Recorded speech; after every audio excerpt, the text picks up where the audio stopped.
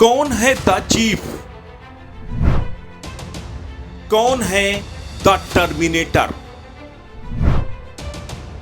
कौन है वो परिवार जिसने जला दी सोने की लंका? एक परिवार जिसने लंका में लिख दी लूट की ऐसी इबारत कि लंका हो गया कौड़ियों का मोहताज। एक परिवार जो है लंका का गुनहगार, एक परिवार जिसने श्रीलंका की खुशियों पर लगा दी आग। कभी राष्ट्र कवि रामधारी सिंह दिनकर ने लिखा था कि सदियों की ठंडी बुझी आग सुगबुगा उठी, मिट्टी सोने का ताज पहन इठलाती है, तो राह समय के रथ का घर घर नाद सुनो, सिंहासन खाली करो कि जनता आती है। ये पंक्तियां आज श्रीलंका के लिए बिल्कुल सच साबित हो रही हैं। जनता के नाद के साथ ही श्रीलंका में सिंहासन खाली हो चुके हैं, कोई भी उसमें बैठने को तैयार नहीं है। कभी सोने की चिड़िया कहा जाने वाला श्रीलंका आज पाई पाई को मोहताज है। आज श्रीलंका में अराजकता की स्थिति है, न कोई सरकार बची है, न ही कोई सरकार का मुखिया।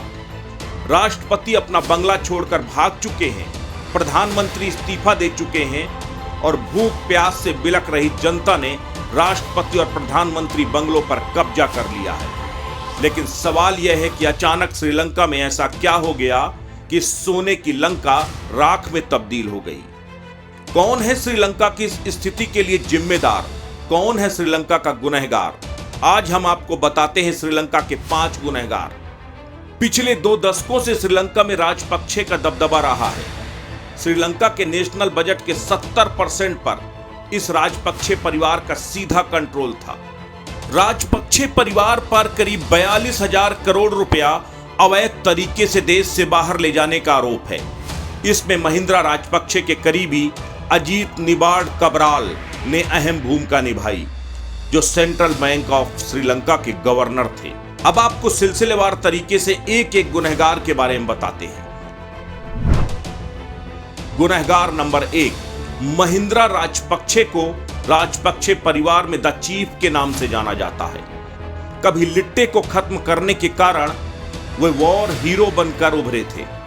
महिंद्रा राजपक्षे को बहुसंख्यक सिंघली ने सम्राट महिंद्रा की पदवी दी थी। सिंघल बौद्ध राजाओं से उनकी तुलना की जाती थी, लेकिन सिंघलियों का यह हीरो आज कैसे देश का सबसे बड़ा विलेन बन गया, उसकी कहानी आपको बताते हैं। यह तस्वीर बता रही है श्रीलंका के हालात क्या हैं। श्रीलंका में आज 2000 रुपए लीटर पेट्रोल बिक रहा है। लोगों के पास दूध, दवाइयां और गैस नहीं है। लोग आज त्राही त्राही कर रहे हैं। करीब 18 साल पहले श्रीलंका की सत्ता पर काबिज हुए महिंद्रा राजपक्षे 2004 में प्रधानमंत्री बने। उसके बाद 15 साल महिंद्रा राजपक्षे ने श्रीलंका में सत्ता सुख भोगा। 2004 में प्रधानमंत्री बनने के बाद 2005 से 2015 तक वो श्रीलंका के राष्ट्रपति रहे।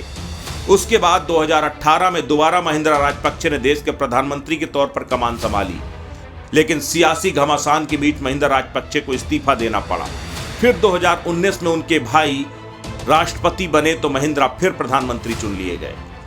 महिंद्रा राजपक्षे के शासनकाल में ही श्रीलंका की बदहाली की बुनियाद रख दी गई थी, जब महिंद्रा राजपक्षे ने अपने निहित स्वार्थों के लिए जाकर चीनी गोद में बैठ गए और इंफ्रास्ट्रक्चर प्रोजेक्ट के नाम पर $7 अरब का लोन ले लिया।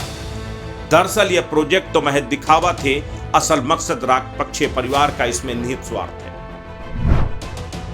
दूसरे सबसे बड़े गुनहगार हैं गोटाबाया राजपक्षे। द टर्मिनेटर के नाम से विख्यात गोटाबाया राजपक्षे श्रीलंका के दूसरे सबसे बड़े गुनहगार हैं।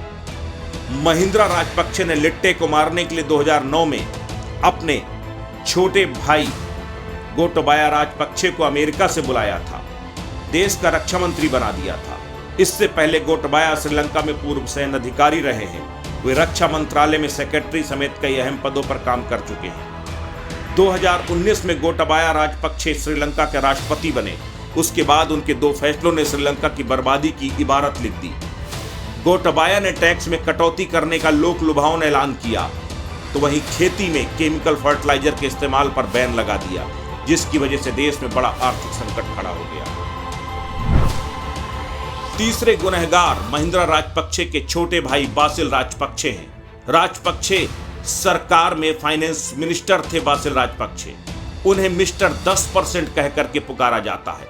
उनके ऊपर सरकारी खजाने में लाखों डॉलर की हेराफेरी करने के आरोप लगे थे, लेकिन गोटाबाया के राष्ट्रपति बनने के बाद उन पर सारे आरोप हटा लिए गए।